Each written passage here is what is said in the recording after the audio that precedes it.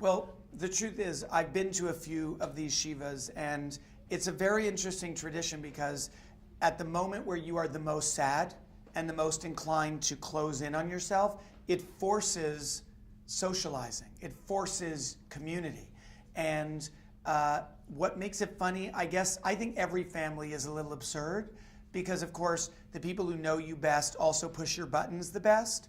And we all are grown-ups, but we revert to our infantile state, and that's inherently comedic.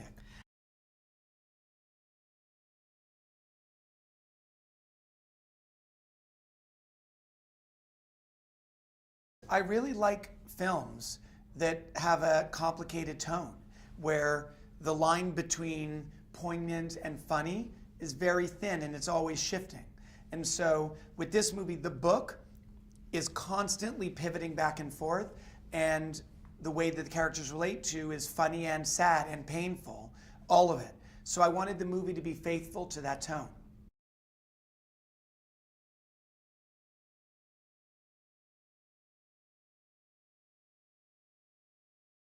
Yeah, well, there's, I mean, I've done a number of movies with a very concentrated time span, Night at the Museum, Date Night.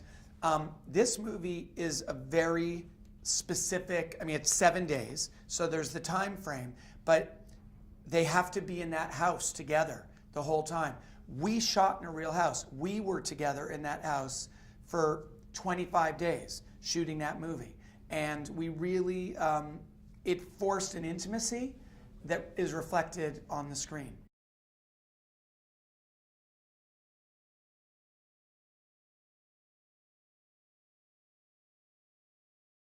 Well, these are great people. I don't, you know, I've worked with some actors who are more challenging than others, but this bunch of actors, everybody is nice. So when we weren't shooting, we'd go upstairs to the bedroom, we'd all lie on the bed and just hang out. Just everyone in this movie, there's a lot of famous people in this movie, but no attitude. No diva star attitude. Everyone very much part of the team.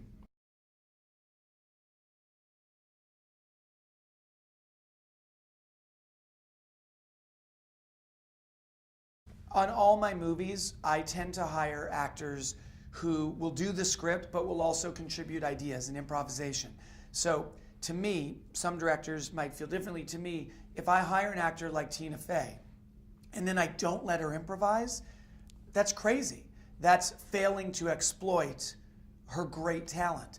The same thing with almost all these actors. So I do shoot the script, but I always leave a certain freedom for discovery of new ideas, new jokes, new lines, and there's a lot of it in this movie. And even Jane Fonda, who, you know, at first Jane was very uncomfortable, and this amount of improv was very new to her, but by halfway through the shoot, so an example is they're talking about how, you know, her and her husband had this very active romantic life, and she says, no, it's true, I'll miss him and I'll miss it.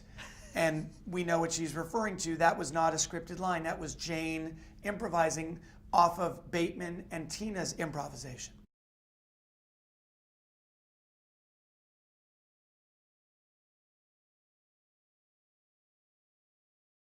I'm always trying not to laugh. I often do laugh. My editor, who's edited 6 of my movies, he jokes that on the one hand, it's great because the actors know that they're getting a reaction, but it makes it much harder in editorial because we always have to cut out my laughter.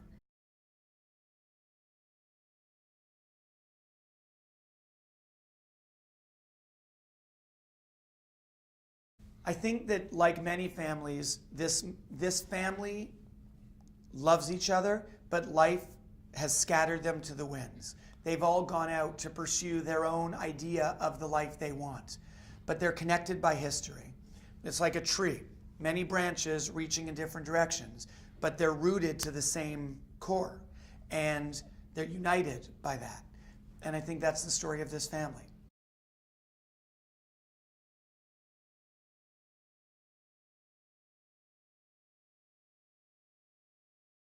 So Jason Bateman plays Judd, who is a guy who had an idea of what his life would be like, and he followed the plan.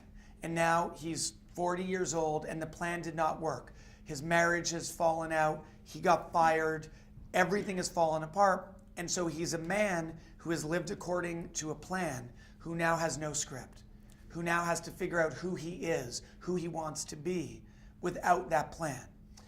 Tina Fey plays his sister, who's in an unhappy marriage. She's still in love with her high school boyfriend who had a brain injury. And so she is living a version of a life that is not the one she wants. Her story is maybe the most heartbreaking because she will never get happiness. But she's sarcastic, she's funny, she knows her brother best, she's very critical of him, but she's also the one who tells him the truth. Corey Stoll plays the older brother, Paul, and he's the good son. He's the one who stayed, he's the one who took care of the family business, and he's resentful that all his brothers and sisters got to go and live adventures, but he stayed. So on the one hand, his mother is grateful to him, but he doesn't want that gratitude. Maybe he wishes he got to have an adventure. So that's the older brother. And then there's Adam Driver, who plays Philip, who is the screw up of the family. He's never really had a real job. He's had lots of girlfriends. He's never made a commitment to anything. But he is emotionally open. He is loyal. He is loving. And so as such, he's this mess of a younger brother, but a dream of a younger brother because he's the one who stands by his siblings no matter what. Jane Fonda is the mom with big boobs, and she's a therapist who's written books. This is the character and Jane Fonda. And she is overly transparent about all kinds of inappropriate subjects that the kids don't want her to talk about. And she sees her children, who started off as such pure potential. This is every mother. We all watch our children start off as pure potential, and then we see the way that life gets in their way. No one gets through life undamaged. No one. And so this is really about this family coming together damaged and helping heal each other.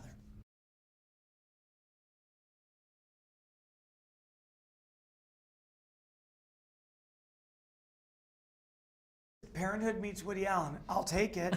I don't know that I would have come up with that, but I think that's fair in that Parenthood, I don't know if they meant the movie or the series, but both. Both really capture truths about family life, but it's a love letter to family. This movie is a love letter to family. The Woody Allen, I suppose, is because there's definitely, certainly the Jewish stuff, but also the general neuroses of these characters is very much in that hyper-verbal Woody Allen tradition. And so, yeah, I will take that label gratefully. And also, it's very funny.